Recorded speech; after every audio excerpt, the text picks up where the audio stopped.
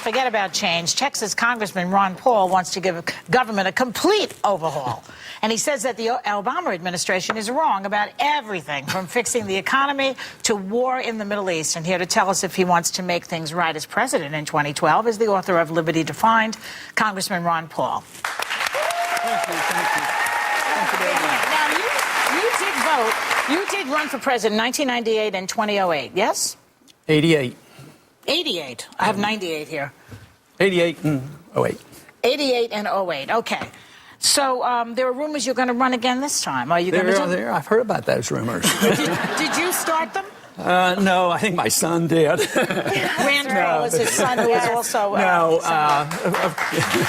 I think he does a great job here. Of course, there's been a lot of people ask, and there's temptation to do it, but I'll announce within a month. Okay. So say that's the case, and we will look forward to that. Governor Mitt Romney has announced Governor Mike Huckabee and Donald Trump are possible contenders, too. What will it take for you to beat them in the primary if you choose to run as a Republican? To get more votes. Right? I need more votes. How do you plan to do that? They're saying right now it may be a great opportunity with the Republican Party. I really think if the message gets out, we can do it. Take, for instance, the war issue. I take a position which is not the conventional issue for the Republicans. But 70% of the American people are sick and tired of the war, and they want us to come home from Afghanistan. You know who was here?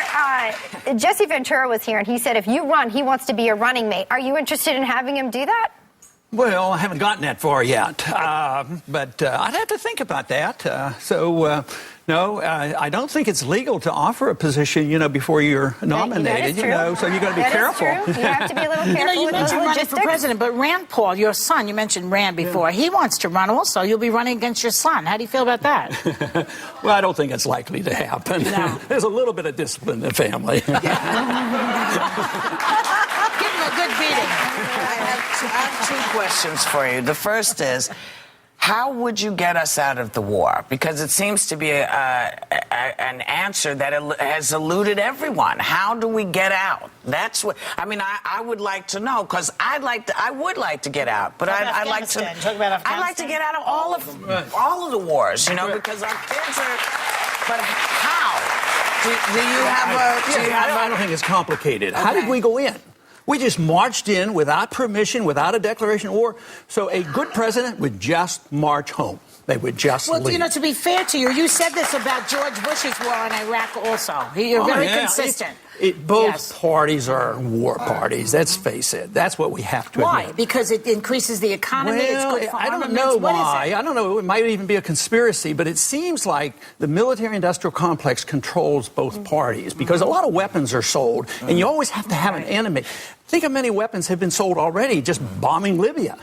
How many dollars do we have to spend getting more drones to drop bombs on Pakistan? But it's both parties. That's why the people have to wake up. If they're tired of war, and they will eventually get tired of war, they're getting that way. We'll be but it'll be financial. It'll be bankrupt. Most empires end when they go into a financial crisis, and we're in the middle. We're starting it. I mean, we've had the bursting of the financial bubble. Now we're about to go into a dollar crisis. We ran through a lot of dough before this guy took office. We ran through a lot of money on all these wars. But I want to ask you about something else, because you're not a big fan of federal funding for Planned Parenthood.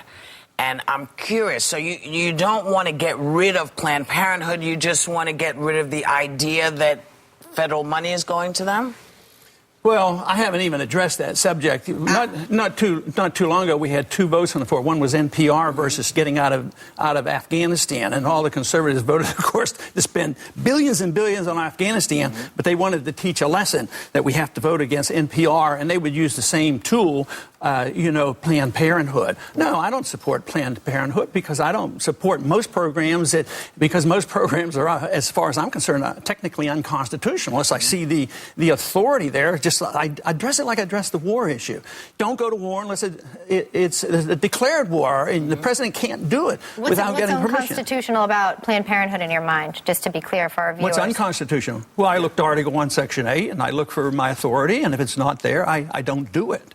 And that's why I have to vote no a lot, because there's not much there. You also don't believe that medical care is a right. Now, as a gynecologist, you're a doctor. How do you justify that sort of feeling like not every American deserves the right to good medical care? You don't have a right to things and services. You have a right to your life.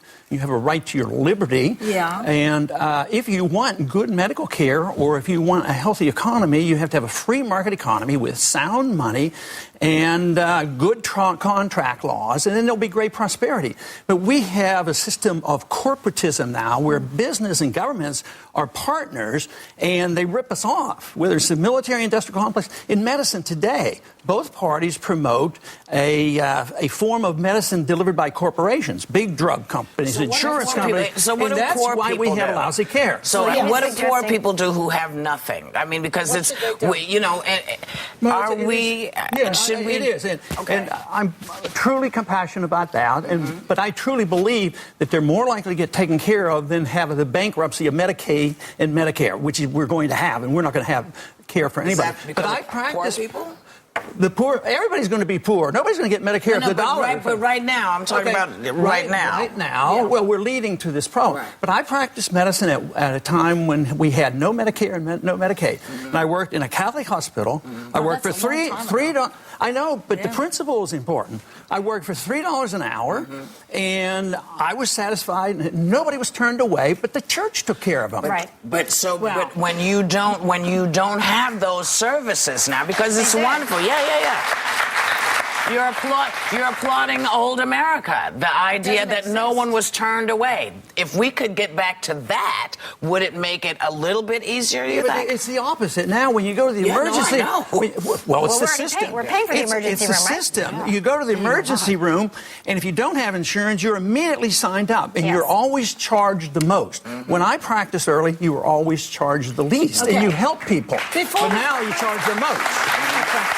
Just one more thing before we go. I know we have to wrap. What do you think about this birther obsession with Donald Trump and the birthers? I don't know. I understand he has sent out some detectives to find out. Yeah, I haven't invested in any of that, so I guess I'll have to wait and see what he does. He's going to have to exhume Don Ho. Yes, exactly. I guess he was desperate for an audience. He got his audience. He got it. Congressman, we want to thank you for being here. Your book is a very interesting read. Thanks to Ron Paul. Members of our audience are going home with his new book, Liberty Defined. We'll be right back. Your son's a courageous